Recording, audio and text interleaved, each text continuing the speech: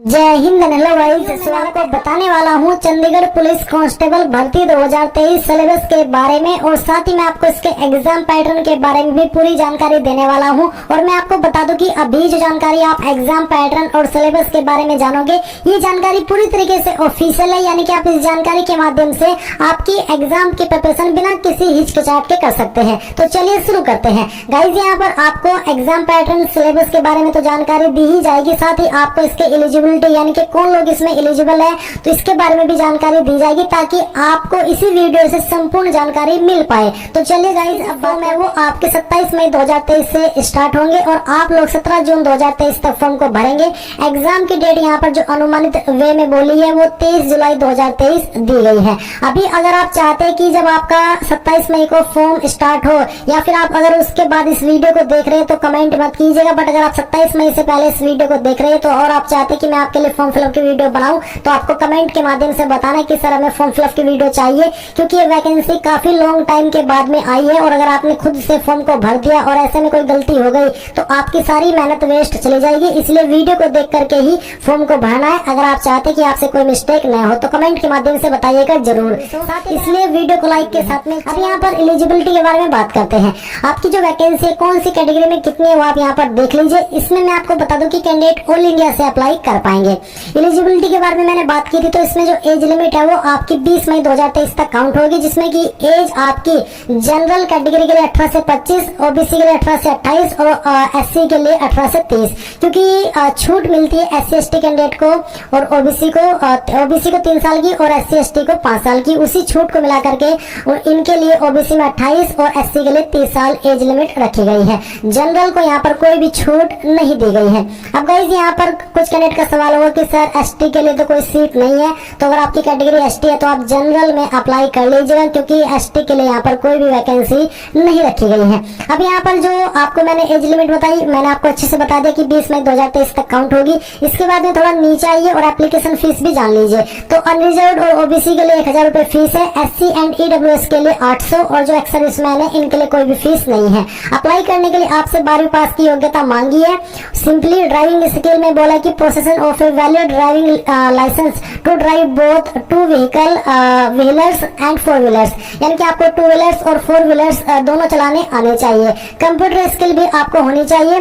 Driving licence क्या आपसे compulsory रूप में मांगा है उसके बारे में यहाँ पर जानकारी नहीं है, बट आपको जो ड्राइविंग लाइसेंस है वो होना ही चाहिए, इसके बारे में यहाँ पर आपको बोला गया है। अब ये तो आपने इसके एलिजिबिलिटी के बारे में जाना। अब हम बात करते हैं इसके सिलेक्शन प्रोसेस के बारे में। तो आपका सिलेक्शन कैसे किया जाए इसी नोटिफिकेशन से देख लीजिए। इसमें आपको बोला है कि आपका जो एग्जाम है वो आपका OMR सीट बेस्ड, यानी कि आपका एग्जाम ऑफलाइन वे में होगा।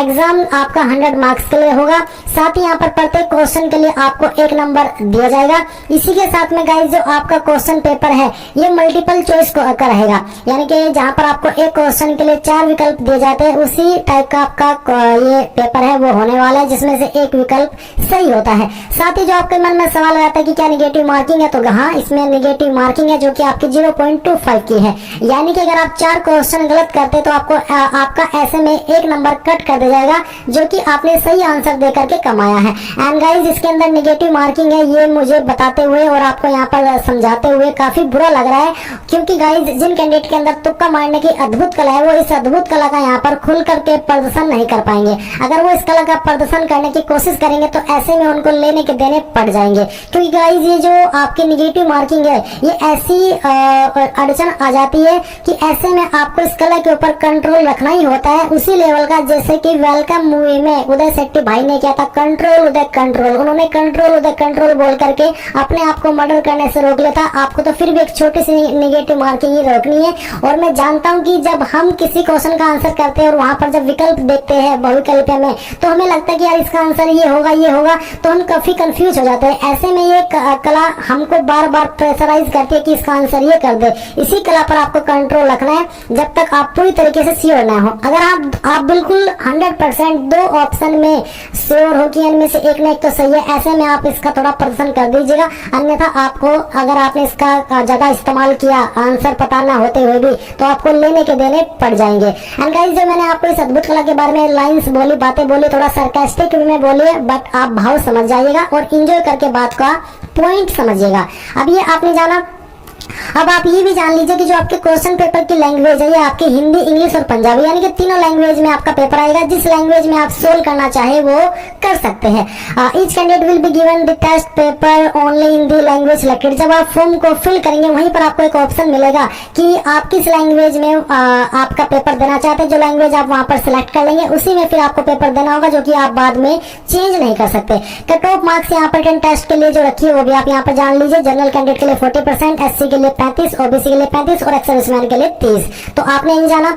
यहाँ पर बोनस मार्क्स भी मिलेंगे। जिनके पास एनसीसी सर्टिफिकेट होगा उनको 5% of the maximum marks of the examination, यानी कि जो एग्जामिनेशन के मैक्सिमम मार्क्स है उनका 5% मिलेगा उन कैंडिडेट को जिनके पास एनसीसी का सी सर्टिफिकेट होगा, और 3% उनको मिलेगा जिनके पास बी, और जिनके पास ए है उनको 2% मिलेगा। अब गाइज आपके मन में सवाल होगा कि आपका जो क्वेश्चन पेपर है वो किन सब्जेक्ट से आएगा। तो आपका क्वेश्चन पेपर जिन सब्जेक्ट से आएगा उसके बारे में यहाँ पर स्टैंडिंग ऑर्डर में इन्होंने चंडीगढ़ पुलिस ने आपको बता दिया था। आप यहाँ पर पेज नंबर 6 के ऊपर आकर के देख सकते हैं। आपका क्वेश्चन पेपर बनेगा जनरल नॉलेज या फिर कह लीजिए करंट अफेयर्स, इनसे रीजनिंग से और न्यूमेरिकल एबिलिटी, साथ ही लैंग्वेज स्किल से, इन 4 सब्जेक्ट से आपके क्वेश्चन आएंगे एग्जाम के अंदर। आप यहाँ पर ऑफिशियल नोटिफिकेशन से देख सकते हैं। फिजिकल एंड्रेस टेस्ट में आपको यहाँ पर पूरी जानकारी इस टेबल में दी गई है। पूरी जानकारी आप यहाँ से चेक कर लीजिए। ये जो मैंने आपको यहाँ पर आपकी चेस्ट के बारे में या फिर हाइट के बारे में जानकारी बताई है, यहाँ पर जो कैंडिडेट हिल एरिया से बिलोंग करते हैं तो उनको यहाँ पर छूट दी गई है 5 सेंटीमीटर की, जो कि यहाँ पर आपके सामने रखी गई है।